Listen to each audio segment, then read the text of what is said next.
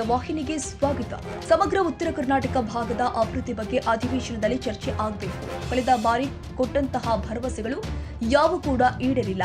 ಈ ಕುರಿತು ಇಂದು ಅಧಿವೇಶನದಲ್ಲಿ ಚರ್ಚೆ ಮಾಡಲಿದ್ದೀವಿ ಎಂದು ವಿಪಕ್ಷ ನಾಯಕ ಆರ್ ಅಶೋಕ್ ಹೇಳಿದ್ದಾರೆ. ಬೆಳಗಾವಿಯಲ್ಲಿ ಮಾಧ್ಯಮಗಳ ಜೊತೆ ಮಾತನಾಡಿದರು. ಈಗಾಗಲೇ ನಮ್ಮ ಮುಖಂಡರ ಜೊತೆ ಸಭೆ ಮಾಡಿದ್ದೇನೆ. ಅನೇಕ ಇಲಾಖೆಗಳ ಕುರಿತು ಚರ್ಚೆ ಮಾಡುವ ಹಿನ್ನೆಲೆ ತಯಾರಿ ಮಾಡಲಾಗಿದೆ. ಉತ್ತರ ಕರ್ನಾಟಕ ಭಾಗದ ಸಮಸ್ಯೆಗಳ ಕುರಿತು ಚರ್ಚೆ ಅವಶ್ಯಕತೆ ಇದೆ.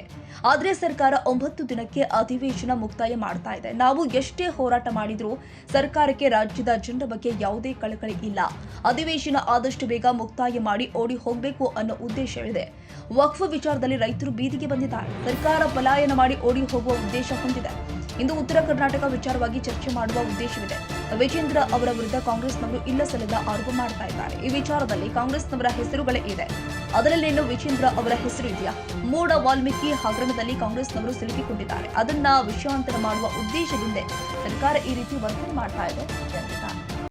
ಕಳೆದ 15 ದಿನದ ಒಂದು ಸಭೆನೂ ಕೂಡ ನಾನು ಮಾಡಿದ್ದೀನಿ. ನಮ್ಮ ಉತ್ತರ ಕರ್ನಾಟಕ ಸಂಬಂಧಪಟ್ಟಂಥ ನಮ್ಮ MLAಗಳು, BJPಯ MLCಗಳು, ನಾನು ಮತ್ತು ಚಲವಾದಿ ನಾರಾಯಣ ಸ್ವಾಮಿ ಅವರು ಸಭೆ ಕರೆದು ಅಲ್ಲಿ ಉತ್ತರ ಕರ್ನಾಟಕದ ಯಾವ್ಯಾವ ಸಬ್ಜೆಕ್ಟ್, ನೀರಾವರಿ ಮತ್ತು PWD,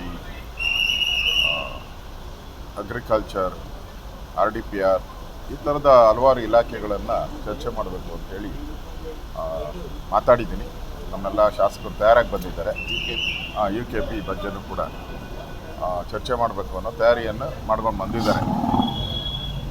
ಬಟ್ ಸರ್ಕಾರ ಅಧಿವೇಶನ 10 ದಿನ ಕರಿತೀನಿ ಅಂತೇಳಿ ಈಗ 9 ದಿನಕ್ಕೆ ರದ್ದು ಮಾಡ್ತಾ ಇದ್ದಾರೆ. ಅದರಲ್ಲಿ 2 ದಿನ ಗೌರವಾನ್ವಿತ ದಿವಂಗತರಾಗಿರುವ SM ಕೃಷ್ಣ ಅವ್ರದ್ದು ಕೂಡ ಅಲ್ಲಿ ಅವರ ಸಂತಾಪ ಕೂಡ ಆಯಿತು. ಸೊ ನಾವು ಎಷ್ಟೇ ಬೇಡಿಕೆ ಇಟ್ಟರೂ ಕೂಡ, ಎಷ್ಟೇ ಹೋರಾಟ ಮಾಡಿದ್ರು ಕೂಡ ಅವರೇನು ಅಧಿವೇಶನ ನಡೆಸಬೇಕು, ಫ್ರೂಟ್ಫುಲ್ ಆಗಿರಬೇಕು ಅಧಿವೇಶನ. ಇಲ್ಲಿಂದ ಈ ಅಧಿವೇಶನದಿಂದ ಜನಗಳಿಗೆ ಸಹಾಯ ಆಗಬೇಕು ಅನ್ನೋ ಒಂದು ಕಳಕಳಿ ಇಲ್ಲೇ ಇಲ್ಲ ಅವ್ರ ಹತ್ರ. ಬೇಗ ಅಧಿವೇಶನ ಮುಗಿಸಿ ಬೇಗ ಓಡೋಗಬೇಕು ಅನ್ನೋ ಮೂಡಲ್ಲಿ ಸರ್ಕಾರ ಇದೆ. ಯಾಕಂದರೆ ಈಗಾಗಲೇ ವಾಲ್ಮೀಕಿ ನಿಗಮದಲ್ಲಿ ಸಿಕ್ಕಾಕ್ಕೊಂಡಿದ್ದಾರೆ. ಅದು CBI ತನಿಖೆಗಳು ನಡೀತಾ ಇದೆ. ಅದನ್ನು ಕೂಡ ಮೂಡ ಹಗರಣದಲ್ಲಿ ಸ್ವತಃ ಮುಖ್ಯಮಂತ್ರಿ ಸಿಕ್ಕಾಕ್ಕೊಂಡಿದ್ದಾರೆ. ಈ ವಕ್ಫ್ ಬೋರ್ಡ್ ವಿಚಾರದಲ್ಲಿ ಇಡೀ ರೈತರು ಕಂಗಾಲಾಗಿದ್ದಾರೆ. ಹಿಂದೂಗಳ ಒಂದು ದೇವಸ್ಥಾನಗಳು ಕೂಡ ಕೈತಪ್ಪ ಹೋಗುವಂಥ ಪರಿಸ್ಥಿತಿ ಬರ್ತಾ ಇದೆ.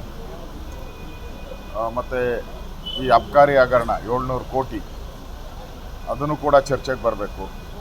ಸೊ ಅವ್ರಿಗೆ ಪಲಾಯನ ಮಾಡಿ ಓಡೋಗೋದೊಂದು ಬಿಟ್ಟರೆ, ಕಳೆದ ಬಾರಿನೂ ಅಷ್ಟೇ 2 ದಿನ ಅಧಿವೇಶನ ಇಲ್ದಂಗೆ ಓಡೋಗ್ಬಿಟ್ರು ಬೆಂಗಳೂರಲ್ಲಿ ನಡೆದಾಗ. ಈ ಬಾರಿನೂ ಅಷ್ಟೇ ಅವರು ಒಂದಲ್ಲ ವಿಚಾರಗಳನ್ನು ತರುವಂಥದ್ದು, ಅದರಲ್ಲೇ ಕಾಲ ವ್ಯರ್ಥನ ಮಾಡುವಂಥ ಒಂದು ಕುತಂತ್ರವನ್ನು ಕಾಂಗ್ರೆಸ್ ಅವರು ಮಾಡ್ತಾಯಿದ್ದಾರೆ.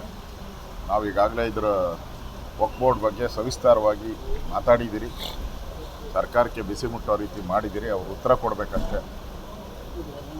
ಇವತ್ತು ಉತ್ತರ ಕರ್ನಾಟಕಕ್ಕೆ ಹೆಚ್ಚು ಆದ್ಯತೆಯನ್ನು ಕೊಡಬೇಕು ಅಂತೇಳಿ ನಾವು ಹೇಳೋರಿದ್ದೀರಿ.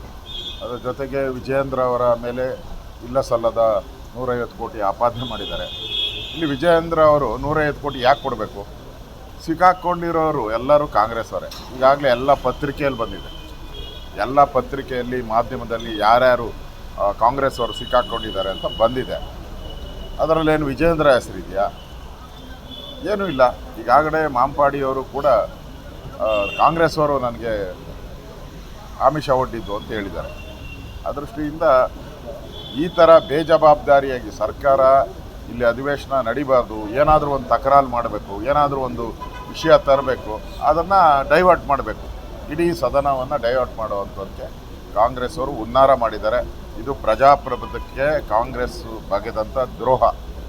ಇದರಿಂದ ಜನಸಾಮಾನ್ಯರ ಏನು ವಿಷಯಗಳಿದೆ ಅದು ಚರ್ಚೆಗೆ ಬರದಂಗೆ ಮಾಡ್ತಾ ಇದ್ದಾರೆ. ಕನ್ನಡಿಗರ ಮೆಚ್ಚಿನ ನಿಮ್ಮ TV20 ಕನ್ನಡ ವಾಹಿನಿ ಇದೀಗ ಟಿವಿಯಲ್ಲಿ ಲಭ್ಯ. ಕರ್ನಾಟಕ ಮತ್ತು ದೇಶ ವಿದೇಶದ 360 ಡಿಗ್ರಿ ಸುದ್ದಿ ವಿವರವನ್ನ ಪಡೆಯುವುದಕ್ಕೆ TV20 ವಾಹಿನಿಯನ್ನು ಲೈಕ್ ಮಾಡಿ, ವಿಡಿಯೋಗಳನ್ನು ಶೇರ್ ಮಾಡಿ, ಕಮೆಂಟ್ ಮಾಡಿ, ಸಬ್ಸ್ಕ್ರೈಬ್ ಮಾಡಿ. HCN ಕೇಬಲ್ 842 ನಂಬರ್ನಲ್ಲಿ ಹುಕ್ಕೇರಿ ತಾಲೂಕು ಹಾಗೂ ಸಂಕೇಶ್ವರದ ಸುತ್ತಮುತ್ತಲಿನ ಹಳ್ಳಿಗಳಲ್ಲಿ ಲಭ್ಯ. PCN ಕೇಬಲ್ 129 ನಂಬರ್ನಲ್ಲಿ ಹಾರುಗೆರೆ ಸುತ್ತಮುತ್ತಲಿನ ಹಳ್ಳಿಗಳಲ್ಲಿ ಲಭ್ಯ. ರಾಯಬಾಗ್ ಡಿಜಿಟಲ್ ಚಾನೆಲ್ ಕೇಬಲ್ 80ನೇ ನಂಬರ್ನಲ್ಲಿ ರಾಯಬಾಗ ತಾಲೂಕಿನ ಸುತ್ತಮುತ್ತಲಿನ ಹಳ್ಳಿಗಳಲ್ಲಿ ಲಭ್ಯ. ಯುಡಿಸಿಎನ್ ಕೇಬಲ್ ನೆಟ್ವರ್ಕ್ ಉಗಾರ ಸುತ್ತಮುತ್ತಲಿನ ಹಳ್ಳಿಗಳಲ್ಲಿ ನಿಮ್ಮ ಟಿವಿ 20 ಕನ್ನಡ ವಾಹಿನಿಯೂ ಲಭ್ಯ.